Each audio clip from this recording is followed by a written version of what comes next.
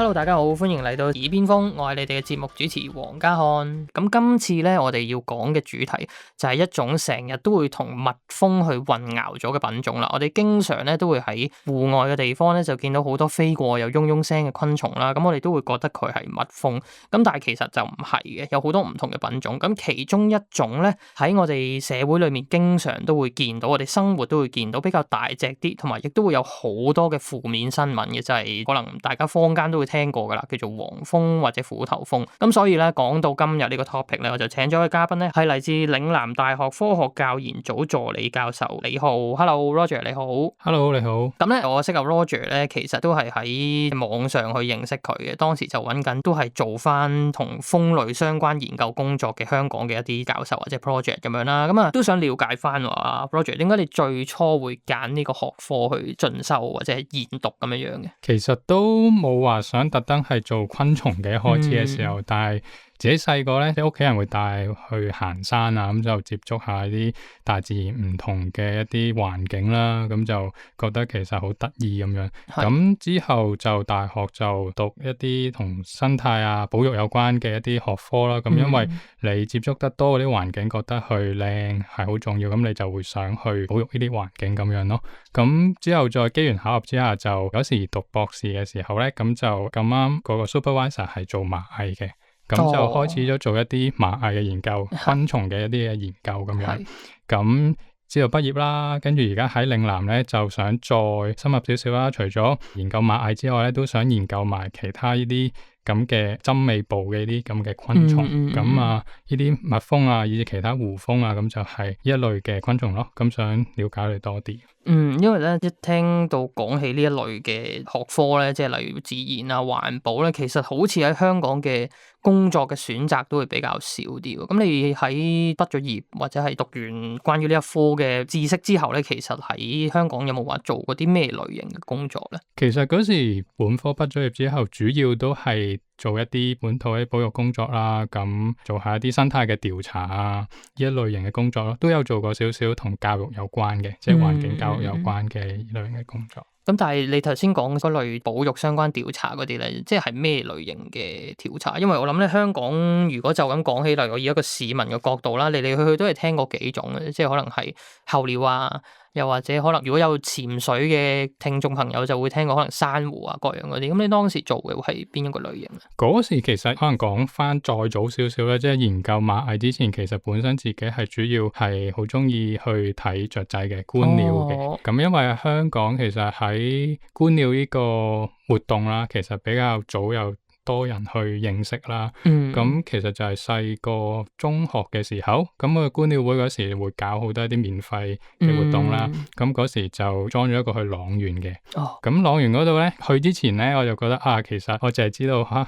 香港可能淨係得麻雀啊或者其他，但係去完之後原來就發覺哇，原來好多唔同品種嘅雀仔喎，喺一啲農田嗰度都可以搵到。咁就覺得哇，原來 even 一個城市啦，你都可以搵到咁多嘅生物多樣性。咁之後就想了解多啲啦，跟住就會去咗做一啲雀鳥嘅普查嘅一啲嘅工作咯。咁然之後就慢慢就變咗工作嘅一部分咯。之後嘅，即係喺你去喺大學去讀呢件事之前，其實已經接觸緊呢樣嘢噶啦。係啊。咁又講翻去蜂嗰邊啦。我去認識你嘅時候，其實都係因為一個蜂嘅 project 啦。咁其實你介唔介意都介紹一下你而家進行緊嗰個研究係啲咩嚟嘅咧？而家我哋主要開展緊嘅研究就係想搜集多一啲本港蜂類嘅品種嘅一啲基線嘅一啲資料咯，即係譬如話究竟我哋有幾多種唔同嘅蜂類可以喺香港不同嘅生境揾到嘅咧？咁而家我哋重點嘅地方就主要係喺城市嘅。即係講緊城市嘅一啲嘅陸地啦，即係一啲可能係公園啊、路邊嘅一啲植被啊、一啲 rooftop 嘅一啲 garden 啊、一啲社區農圃啊，咁去睇下究竟喺呢啲唔同嘅 green space 入邊，我哋究竟可以揾到咩類型嘅蜂類咧，以至其他嘅全粉昆蟲咁樣咯。咁因為呢啲咁嘅研究係唔多嘅，尤其是香港啦，以至到喺華南嘅地區。咁但係呢一啲品種其實如果你細心去觀察啦，去揾，其實喺市區入邊都可以揾到唔少。但係因為如果我係一個市民咧，通常我聽到呢一類型嘅調查咧，都會問究竟個目的係啲乜嘢嘅？可能一個市民個諗法就係，而家我知道有好多種唔同類型嘅蜂類係會喺個市區出現啊，咁究竟對於即係成個社會啊或者成個世界有啲咩嘅影響咧？即係點解會做呢啲嘅研究咧？其實咁樣其實就兩睇嘅，一方面咧，咁你知道咗究竟有啲咩品種嘅時候，咁你就可以比較容易去，即係譬如你要去管理佢哋嘅時候，咁你可以諗到一啲好啲嘅方法啦，即係譬如 let's say 你知道某一啲公園佢係特別多某一類型嘅呢啲蜂類嘅，係咁你如果想佢哋繼續多啲嘅話，咁你就可以可能種一啲相關嘅一啲植物啊、微植物去提供翻適合嘅生境俾佢哋啦。咁但係可能倒翻轉嘅，有啲地方喺市區未必想見到咁多呢類型嘅昆蟲，咁調翻轉你就可以，如果你知道佢嘅生態係咩時候，咁你就可以去可能少種翻一啲類似嘅植物啊，吸引佢哋嚟到啊咁樣咯，去做翻呢類型嘅管理咯，咁就可以達至即係比較一個和諧嘅一個社會，即係可以共存到嘅，希望大家都咁你去做翻一啲嘅生境管理喺市區入邊。係，因為我都覺得呢樣嘢真係好緊要。有陣時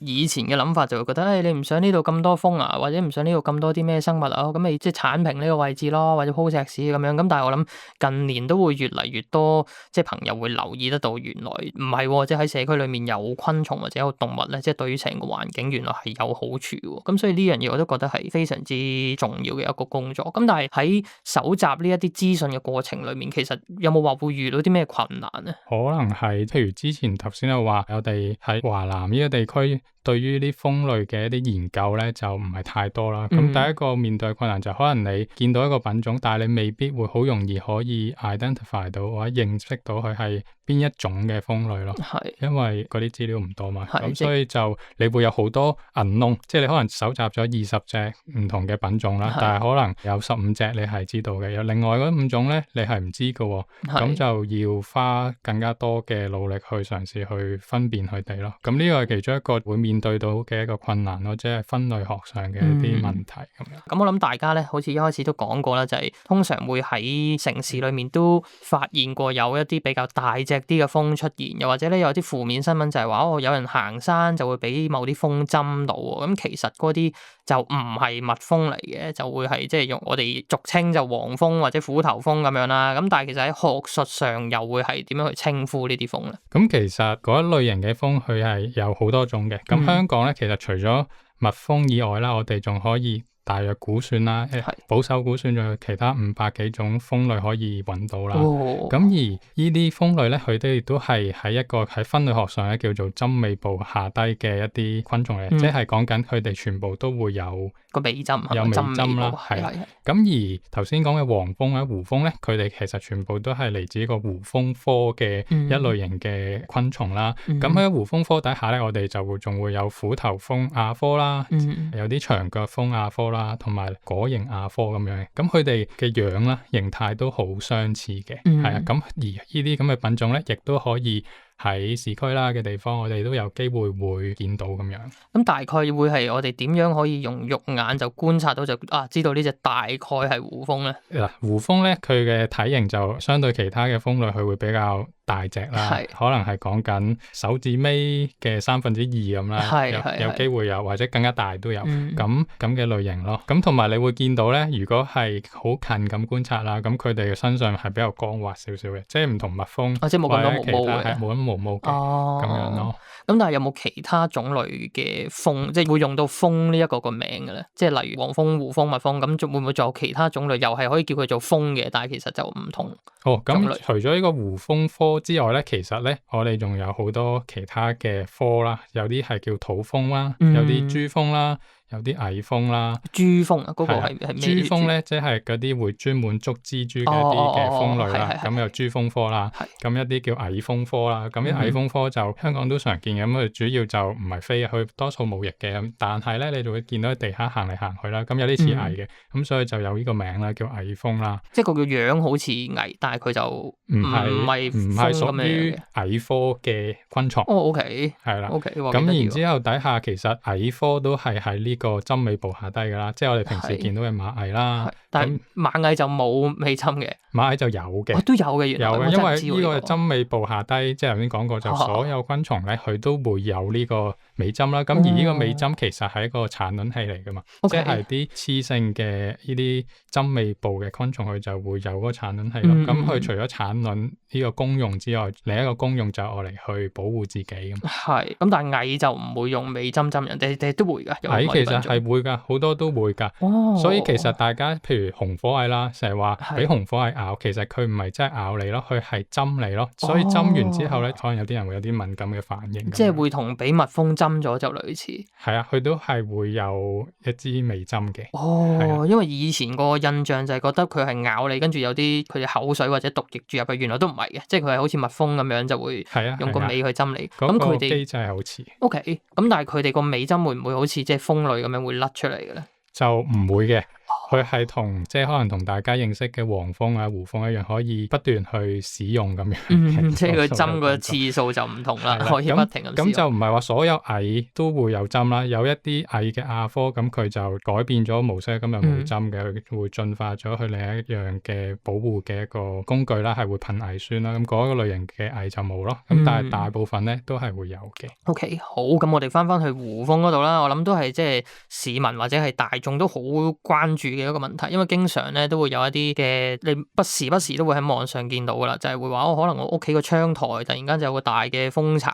群居性嘅呢啲胡蜂，咁其實佢哋同蜜蜂又或者其他蜂嘅習性上面有啲咩唔同咧？咁可能如果係講下佢哋嘅食性先啦，咁其實胡蜂咧科下低嘅，其實除咗蜜蜂科之外啦，其他嘅一啲咁嘅蜂類咧，佢哋都係主要肉食為主嘅。咁點解咧？咁因為佢哋肉咧係佢哋嘅蛋白質嘅來源啦，咁所以佢哋會譬如佢會捉一啲昆蟲啊翻去食啦，咁去作為一個能量啦。咁而蜜蜂種科下低嗰一啲嘅品種咧，其實佢哋就進化咗，佢哋就唔依賴呢啲咁嘅動物形式嘅 protein 嘅蛋白質啦，而佢哋係利用植物嘅。咁佢嗰啲蛋白質邊度嚟咧？就係花粉啦。咁佢就會提供多花粉。咁所以你另一個講法咧，就係可能係蜜蜂科下低種科下低嗰啲蜂類，佢哋係食齋嘅。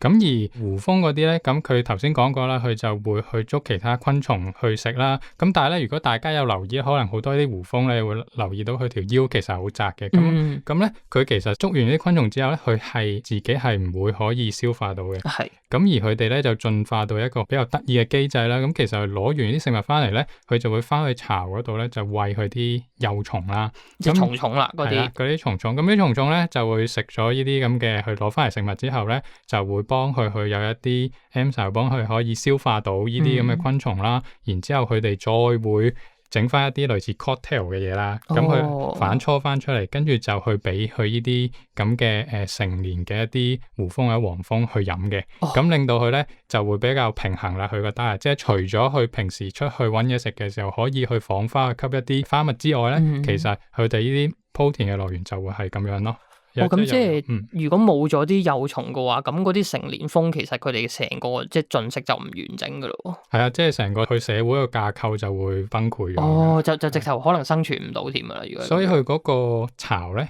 都係即係佢係佢哋嘅一個生活嘅一部分咯。呢個都我諗即係好多人都冇聽過，好多人都會覺得佢哋即係單純食肉咁樣，但係原來佢哋同個幼蟲會有個咁樣嘅關係。咁但係你頭先講到個巢啦，佢哋個巢同蜜蜂嘅巢會有啲咩分別咧？佢哋個巢其實就有好唔同嘅，同蜜蜂咁佢哋就多數係一個傘形啦，或者一個球狀啦，比較簡單少少嘅。咁然之後佢哋咧就唔會同蜜蜂咁樣去控制咁多周圍嘅環境嘅一啲溫度啊濕度咧，因為佢個巢多數係開放形式咁樣啦。如果你有見過咧，佢啲幼蟲你可以直接睇到啲幼蟲喺個巢嗰度嘅。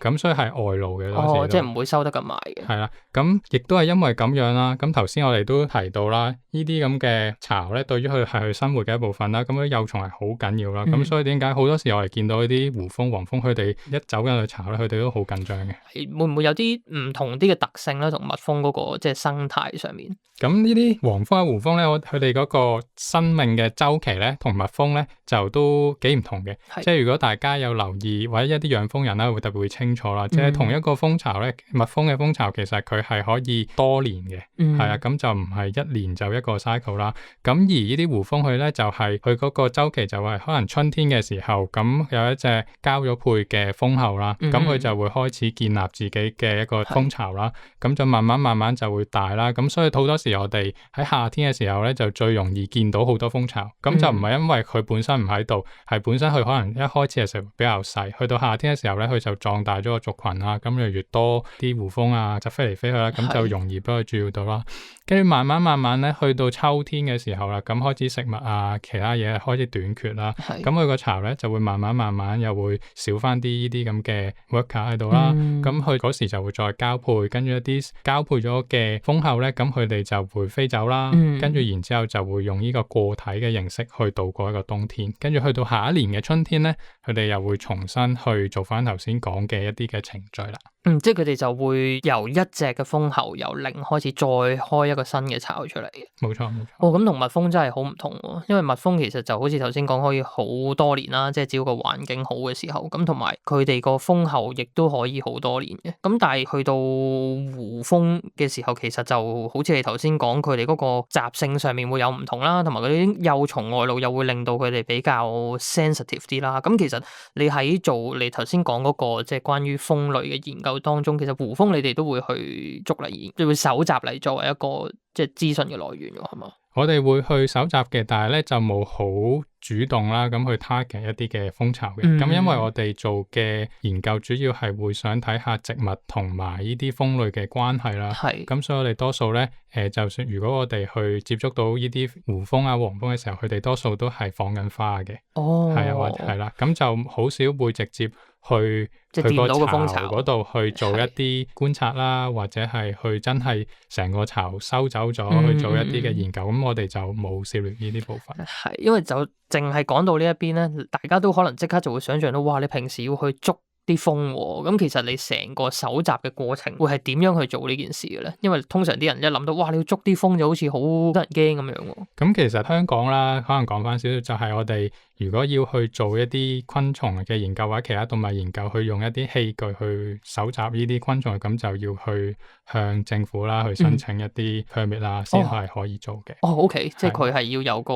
佢要知道你做呢件事。係啦，要知道你做咩啦，你做嘅嘢會唔會影響到嗰度嘅生態啊之類，咁所以係要去申請㗎咯。係啊，咁係去向咩部門申請嘅？其實咁呢個主要係我諗漁護署啦，係啦，咁都視乎你係咩地方啦。咁譬如我哋而家話喺市區咁有好多公園嗰度去做呢啲咁嘅調查嘅，都要向康文署去申請咯。咁申請完之後，其實就我哋就會去，即係譬如去公園，咁我哋咧好多時咧就會有一個蟲網啦。即係揸住一個網嚟嘅，即係好似撲碟咁樣，即係揸住個網咁樣啦。跟住就見到佢哋咧，就會捉咗佢哋啦。跟住嘗試去辨認佢係咩品種啦。咁而一啲我哋辨認唔到嘅品種咧，我哋就會將佢收集翻去實驗室嗰度咧，就去做翻一啲標本嘅。係啦，因為好多時我哋做昆蟲分類嘅時候就好難，即係一眼就睇到過去係咩品種，因為品種與品種之間其實好多咧，佢哋都係好相似嘅嗰啲特徵，咁就要喺標本底下先會有機會睇到，或者顯微鏡底下先會睇到咯。即係要佢定咗喺度啦，你要好仔細觀察每個部分先至會知道。咁先會知道。咁但係例如啦，好似我哋有陣時睇新聞都會睇到嘅，例如某啲唔同國家嘅大學話佢發現咗一個新品種，咁其實係要經過啲咩過程先至可以宣稱你發現咗一個新品種？其實最主要你要首先描述咗嗰一隻昆蟲嘅一啲特徵啦，然之後描述完之後再去證明嗰隻昆蟲呢啲特徵同其他已發表咗嘅同類型昆蟲嘅特徵係唔同嘅，咁去證明佢係一個新嘅品種，呢個係最 classical 嘅一個做法。咁但係而家就因為科技有啲新嘅技術啦，咁而家都會可能係會用一啲 DNA， 即係睇下佢個 DNA 嘅排列啦，同其他已有嘅物種去相唔相似咧。如果佢係好唔似嘅，都有機會可以將佢列咗做一隻新嘅品種咁樣咯。因為就咁聽成件事咧，其實都幾有趣，即係你好似喺城市裏面咧，就觀察一個部分係我哋一般市民好少會留意到嘅過程。即係你例如平時我哋出街或者行公園都係可能即係做自己想做嘅嘢啦，即係可能休息去玩啦。咁但係你用另一個角度去睇咧，我都覺得好得意呢件事。咁喺成個過程裡面，有冇啲好難以忘記嘅經驗咧？其實如果講翻研究嘅話，其實我都覺得比較難忘嘅經驗係一啲你一開始你 unexpected 嘅一啲 findings 啦。咁其實之前如果我自己最難忘，其實可能係講翻同蟻方面嘅一啲嘅研究嚟嘅。咁一開始其實係唔識螞蟻啦。咁第一次咧就跟我嘅 supervisor 就我記得係去城門嘅風水林。咁然之後咧入咗去啦，跟住我哋其實都係去揾下螞蟻咁啦。跟住原來咧佢每翻起一兩嚿石頭咧，原來下低咧都有一個螞蟻嘅巢喺度嘅，可以多到咁，係啊，係成地都係，係啊，跟住係好 surprise 咯，哇！原來佢哋周圍都係啊，跟住然之後佢品種又未必一樣啊，咁即係好多樣性嘅可以。但係佢哋之間就唔會話即係有啲咩競爭啊，各樣或者打交咁樣會唔會？嗰啲會有嘅，但係因為有機會佢哋用嘅資源唔同啊，即係佢哋本身食嘅嘢可能又唔同。係啊，同埋係唔同品種啊，咁所以佢哋都可以喺同一個地方可以揾到好多。咁其實而家做城市呢個蜂類呢個 project 都有啲似嘅，即係其實我哋一開始都冇 expect 原來可以喺市區都揾到咁多唔同嘅品種喎，除咗蜜蜂之外，可能大家就可能就係蜜蜂，但係原來唔係嘅咯，有好多頭先講嘅一啲土蜂啊、豬蜂啊、蟻蜂啊、虎頭蜂啊，呢啲林林種種嘅品種都可以揾到咯。係咯，因為我去聽到有關於呢一個嘅 project 嘅時候咧，其實都好 surprise。我諗好多又係都市嘅朋友都會諗城市裏面其實未必有咁多嘅生物。咁但係事實上又真係唔係咁樣。香港都係一個好特別嘅地方，係一個石屎森林。咁但係點解反而會好似嗰個品種嘅數量會多得咁緊要咧？其實就有好幾個因素嘅。咁首先可能同嗰個氣候有關啦。咁其實香港我哋都係叫做熱帶或者近住亞熱帶嘅地區啦，咁喺呢啲咁嘅溫度底下咧，咁其實係會可以揾到多嘅生物多樣性啦。咁另外其次就係香港雖然係一個國際大都會啦，一個城市啦，咁其實我哋都有差唔多近住40% 啦嘅一啲保育嘅一啲地方啦，一啲自然嘅生境啦。咁所以好多時呢啲咁嘅生境正正就係可以提供到俾唔同嘅一啲生物嘅一啲嘅棲息地啊，去俾佢哋去存活咁樣咯。咁呢兩個係緊要嘅地理上。咁而其次就係我哋頭先講我哋發現一啲新物種嘛，咁個過程就係要首先要有人發現咗佢先啦，亦都要去描述係咩啦。咁其實喺香港，我諗好多研究人員又好，好多公眾又好，或者愛好者又好，佢哋都好中意睇啲即係觀察一啲唔同嘅生態。咁多人去留意底下，就會比較容易會揾到一啲新嘅品種，然之後再去做一啲嘅描述咯，相繼。即係其實係可能有好多地方佢都仍然係有好多品種，不過調翻轉，因為香港研究嘅人或者係業餘嘅朋友都比較多，所以佢哋發現到嘅種類就比較多少少啦。係啊。因為即係呢樣嘢咧，我都覺得好